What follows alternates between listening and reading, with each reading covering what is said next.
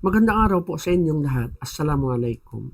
Doon po sa post ko kahapon tungkol sa pagpanaw ni Ka Freddy Aguilar, marami pong nagtanong, nagulat at nagtataka bakit siya inilibing sa Muslim cemetery.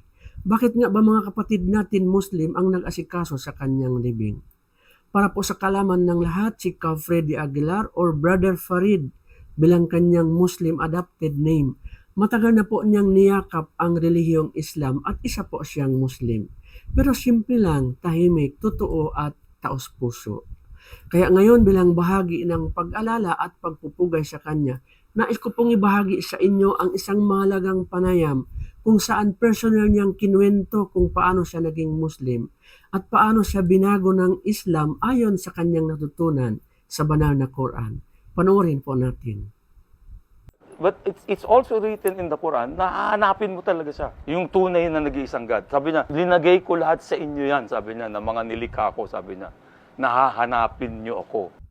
Maraming hindi nakakaalam na isa ka ng tama ba yung word na converted? Actually, hindi. Mali daw siya. Because when I was reading the Quran, everyone is born Muslim. Yun yung concept ng God. Because He created us. He wanted us all to be a Muslim. But then, kasi nung binaba niya yung mga book at nalaman na ng mga tao na may kanya-kanya ng talino, nag-divide sila, naging sect. Sabi mo kanina, sekta. But his concept is talagang Muslim kayong lahat. Kaya kita mo, pagka nag-convert ka sa ibang religion, bibinyagan ka. Bakit ka binibinyagan? Para mawala yung pagka-Muslim ng bata. Kasi pagkapanganak mo Muslim ka eh. Kaya bibinyagan ka para maalis yung pagka-Muslim mo. That's why they call it balik Islam kasi na-convert ka sa another religion and for you to go back to Islam, tinawag nilang balik Islam. Pero actually, all of us are born Muslims. Did somebody convince you na maging Muslim? No. I was born a Catholic, tapos I was searching for one God. Binabasa ako sa Bible ng King James Version. May nakalagay doon. Kung naguguluhan ka na sa mga kasama mo sa pananampalataya, sabi niya, kung naguguluhan ka na sa mga kasama mo sa pananampalataya, mas mabuti pang iwanan mo sila.